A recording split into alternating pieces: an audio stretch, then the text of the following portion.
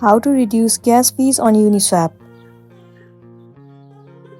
The very first thing you wanna do is to head over to any of the web browser and then in the search bar, search for app.uniswap.org. It will land you on the official page of Uniswap. Now you have to connect to any of the wallet. So click on connect at the top right corner. From here, choose any of the wallet that you want to. Let me click on MetaMask for now. Once you have selected the wallet, now you have to select a token.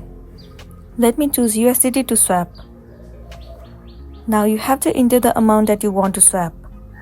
Once the amount that you want to swap has been fixed, click on swap at the bottom. Now click on confirm swap. You need to wait for the confirmation. At the right side of the screen, you can see the option of market. Click on it. You can edit the gas fees from here. Simply select low. Click on the checkbox and then tap on save. Once again click on confirm.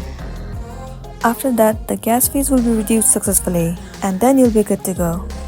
So that's all for today, and this is simply how you can reduce gas fees on Uniswap. Make sure to smash the like button and consider subscribing if you found this video helpful. We'll see you in the next one.